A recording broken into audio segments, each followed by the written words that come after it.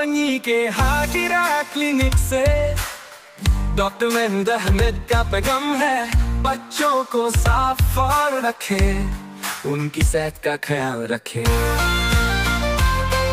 मेरे पास अक्सर वालिदैन आते हैं, छोटे बच्चे जो कि 1 साल से 3 साल 4 साल 5 साल तक की उम्र के होते हैं। कहते हैं कि डॉक्टर साहब बच्चे को भूख नहीं लगती है या खाता ज़्यादा है और पखाने की नाली में ख़ारिश होती है और इसका रंग पीला पड़ता जा रहा है, पेट इसका फूलता जा रहा है। एक बात याद रखिएगा, ये सारी जो अलामतें हैं इस बच्चे में पेट के अंदर आंतों में कीड़े होने की है, क्योंकि जो ग़िज़ा आप दे रहे हैं वो ग़िज़ा बच्चे के खून में शामिल नहीं हो रही है।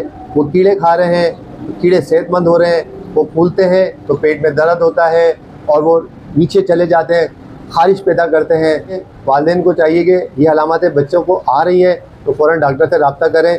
इस हवाले से चंद बातें और मैं आपको बताता चलता हूँ कि ये कीड़े आते कहाँ से हैं। ठीक है, ये कीड़े आते हैं आलूदा गंदे पानी से आते हैं। बच्चों की फितरत होती है कि बार बार हाथों को मुँह में, उंगलियों को मुँह में लेना, वहाँ से आते हैं।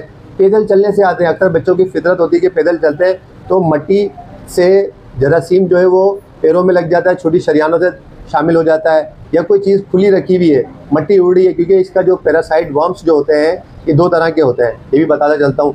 एस्केरीज होते हैं और राउंड वर्म होते हैं। ये नज़र नहीं आते तो वो जो खाना हमारे पास रखा हुआ होता है उसमें गिर जाते हैं, वहाँ से भी कीड़ा लग जाता है। ये भी बात रखिए कि जो पेट में जो कीड़े हैं ये एक ख़तरनाक मगर खामोश जो है ये दुश्मन है बच्चों का, बच्चों की सेहत का खामोश दुश्मन है।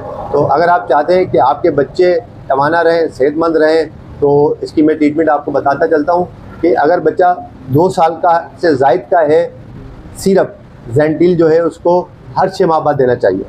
ठीक है, अगर 2 साल से कम का है तो उसको 200 mg सिरप ज़ेंटिल, उसके अंदर एल्बेंडाजोल केमिकल होता है, वो देना चाहिए। दूसरा सिरप जो है वो विरमॉक्स के नाम से मशहूर है, उसके अंदर केमिकल मेबिंडाजोल होता है। उसका तरीक़ेकार ये है कि उसको 1 चम्मच सुबह जो बतलाई गई उम्र है, 1 चम्मच शाम, ठीक है, 3 दिन तक दे देंगे और दोबारा 6 महीने बाद भी रिपीट कर सकते हैं। ठीक है, तो उसके सारे वर्म्स जो आंतों के अंदर मौजूद हैं और वो सारे के सारे जो स्टूल के ज़रिए पास हो जाएंगे, आपका बच्चा बहुत सेहतमंद हो जाएगा, बेहतरी आएगी, इम्प्रूवमेंट आएगी, थकावट का शिकार नहीं होगा, क्योंकि खून की कमी नहीं होगी तो थकावट का शिकार भी नहीं होगा।